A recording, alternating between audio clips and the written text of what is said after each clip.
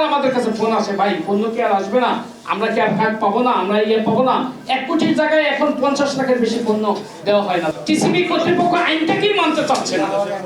আমাদের পাশাপাশি ভোক্তারাও অনেক সাফার করতেছে। আপনারা জানেন যে কাগজে কলমে 1 লক্ষ ভোক্তা এই পণ্যটা পাবে, কিন্তু 1 কোটি, কিন্তু বর্তমানে যে অবস্থা দাঁড়াইছে আমার 50% এর বেশি পায় না, এটাই বাস্তব। এবং কিছু কিছু ওয়ার্ডে তারা ইচ্ছাকৃত কোনো কার্ড তৈরি করতেছে না। কিছু কিছু ওয়ার্ডে 25শে নবায়নযোগ্য ডিলারকে তো বাতিল করেই দিছে, 26এরটাও বাতিল করে দিছে।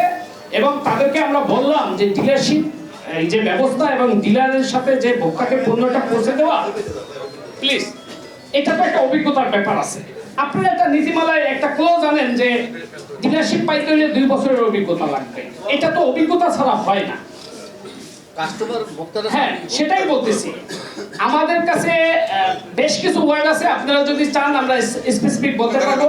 সেখানে ভোক্তা সংখ্যা একেবারে সুন্দর কোঠায় চলে আসছে, ভোক্তা নাই। সে ভোক্তাদের অনেক কষ্ট হচ্ছে, তারা অনেক সাফারিং করতেছে।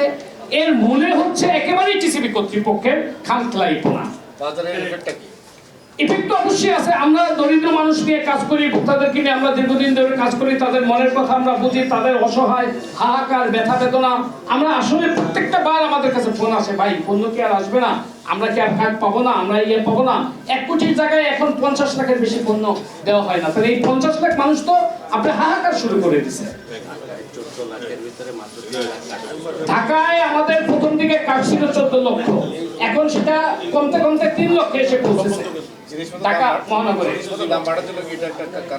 হ্যাঁ, হতে পারে। এটা আমি মনে করি যে পণ্যটা একটা বিষয়, কারণ বাজারে গেলে তো পণ্য কিনতে টাকাই লাগে, পণ্যটা একটা বিষয়। আপনারা একটু দয়া করে যদি আমাদের দিকে তাকান, আমরা আইনগতভাবে শতভাগ সঠিক, টিসিবি কর্তৃপক্ষ আইনটাকেই মানতে চাচ্ছে না।